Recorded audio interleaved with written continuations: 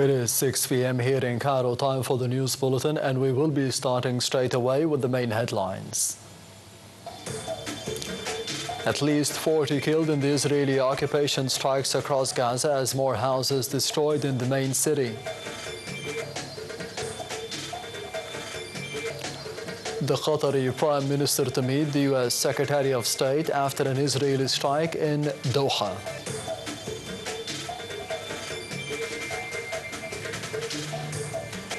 And Ukrainian drones attacked the Russian oil-loading Primorsk port for the first time.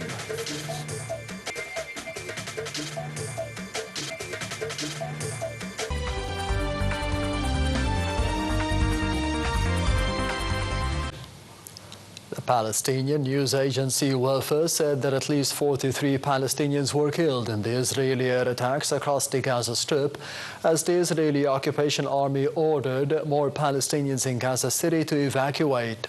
Health authorities said most of the killed were in Gaza City, where the Israeli attacks intensified to force the residents to evacuate.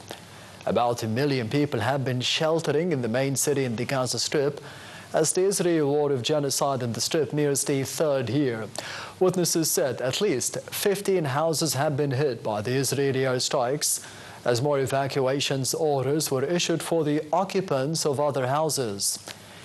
Medical sources said that 14 civilians were killed in a single strike on a house in the Tuam area in the north of the city.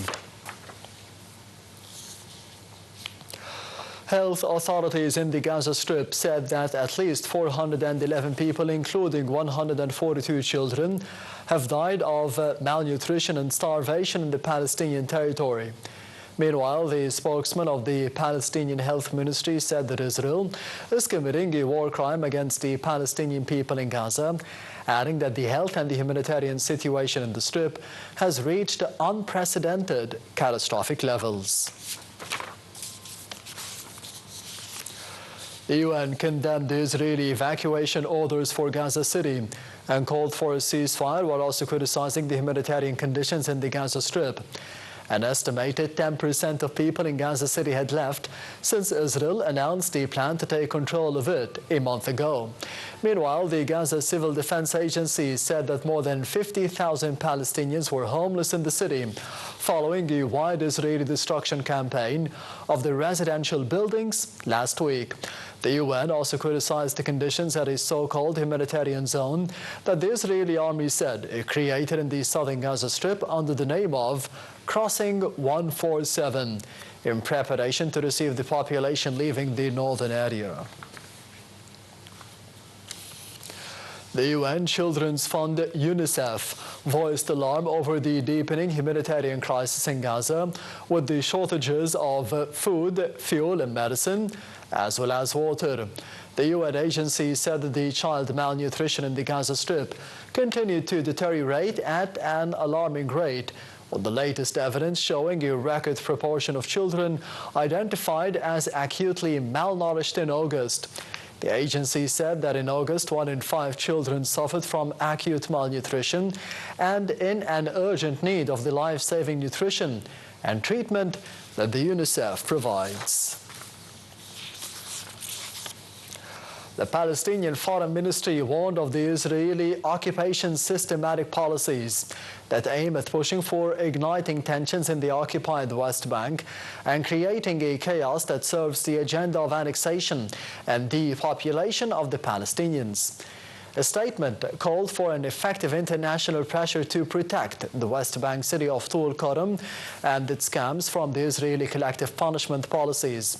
The Israeli army said that the troops were encircling Tulkarm and setting up roadblocks after 2 soldiers were slightly injured when their armored vehicle was struck by an explosive device. The Israeli Prime Minister Benjamin Netanyahu signed an agreement to push ahead with a controversial settlement expansion plan that would cut across land that the Palestinians seek for a state. The E1 project, which would bisect the occupied West Bank and cut it off from East Jerusalem, received the final approval from the Defense Ministry Planning Commission. The details follow. Israeli Prime Minister Benjamin Netanyahu vowed that there would be no Palestinian state, speaking at a signing ceremony for a major settlement project in the occupied West Bank. Israel has long had ambitions to build on the roughly 12 square kilometer tract of land known as E1, but the plan had been stalled for years in the face of international opposition. The site sits between occupied Jerusalem and the Israeli settlement of Mali ad-Dumim, near routes connecting the north and south of the Palestinian territory. Last month, Israel's far-right finance minister Smotrich backed plans to build around 3,400 homes on the ultra-sensitive parcel of land. His announcement drew condemnation, with the UN chief Antonio Guterres saying the settlement would effectively cleave the West Bank in two and pose an existential threat to a contiguous Palestinian state. Far-right Israeli ministers have in recent months openly called for Israel's annexation of the territory. All of Israel's settlements in the West Bank, occupied since 1967, are considered illegal under international law, regardless of whether they have Israeli planning permission. Israeli NGO Peace Now, which monitors settlement activity in the West Bank, said last week that infrastructure work in E1 could begin within a few months and housing construction within about a year. It said the E1 plan was deadly for the future of Israel and for any chance of achieving a peaceful two-state solution. The Israeli media said 2 people were injured in a stabbing attack at a hotel in western Jerusalem. One of them was in a critical condition. The Israeli police said that it arrested the major suspect, saying that he was a Palestinian from occupied East Jerusalem who was a hotel employee. They said 3 other people were taken into custody on suspicion of being involved in the attack. Friday's stabbing comes days after a shooting killed 6 people in occupied East Jerusalem. The Israeli occupation authorities said the 2 Palestinians who carried out Monday's attack were also killed during the attack.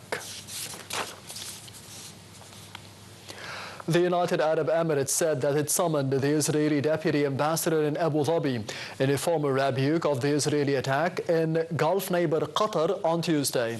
The unprecedented attack targeted the Hamas leaders in Qatar.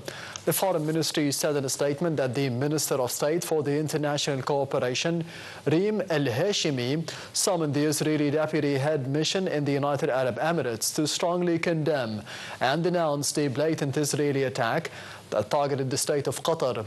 The statement also denounced the hostile statements made by the Israeli Prime Minister Benjamin Netanyahu, saying that such rhetoric undermines the prospects for stability and pushes the region towards extremely dangerous trajectories.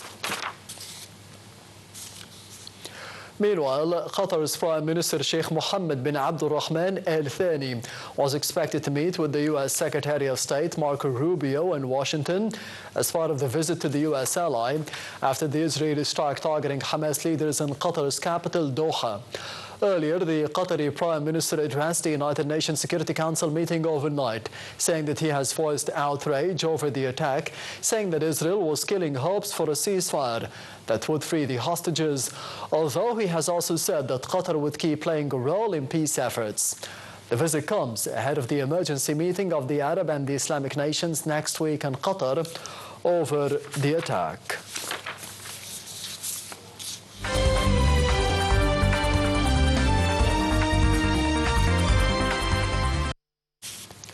Poland said that around 40,000 troops would be stationed near the border with Belarus for the duration of the Russian-Belarus drills, while Lithuania and Latvia announced the partial airspace closures. Despite warnings from Poland and the Baltic nations, both Moscow and Minsk have rejected the accusations. The drills pose a danger. Tensions are high across Europe after Poland said that 19 Russian drones had flown through the airspace, 3 of which were downed after Warsaw and NATO allies scrambled the fighter jets. Poland has rejected the accusations and suggestions that the drone incursions were a mistake, while Russia denied targeting Poland.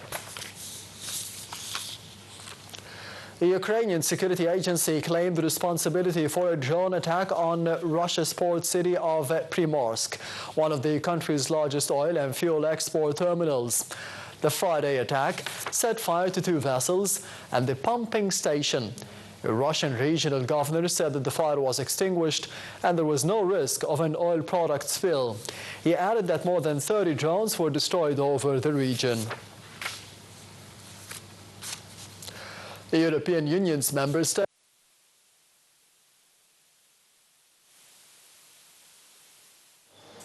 6 months. Denmark, acting as holder of the bloc's rotating presidency, said that the EU has listed over 2,500 entities and individuals as part of the Russia sanctions, which freezes the bank accounts and bans travel into the European Union. The EU uses two main sanctions frameworks against Moscow, one which targets a list of people and companies, and another comprising measures against the sectors. 2 people were still missing on the Indonesian resort island of Bali as the floodwaters began to recede after killing at least 18 people this week. Most of them swept away when the rivers burst their banks. Torrential rains caused the floods in Denpasar and 6 of Bali's 8 regions, blocking major roads and access to the island's international airport. Indonesia's disaster agency said in a statement that the death toll had risen to 18 from a previous 16, and the search for the 2 missing was still ongoing.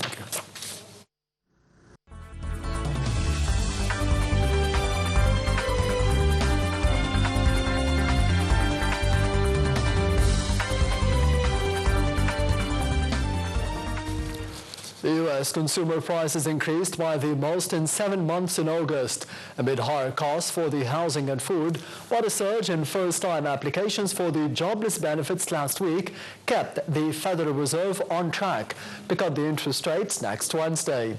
The larger-than-expected rise in the Consumer Price Index, reported by the Labor Department, resulted in the biggest year-on-year increase in the inflation since January. Higher inflation and softening labor market conditions fanned the fears of stagflation and posed a dilemma for the U.S. Central Bank beyond Wednesday's anticipated rate decision. Oil prices were under pressure after the International Energy Agency predicted an even larger record oil surplus next year as the OPEC continues to pump more product. Brent dropped 0.6% to $65.91 a barrel, while the U.S. crude eased 0.8% to $61.88 per barrel.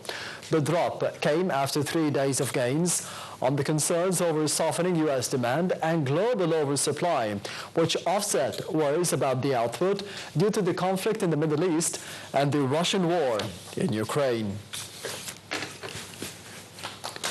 This brings us to the end of the news bulletin for today. Thank you for watching and goodbye.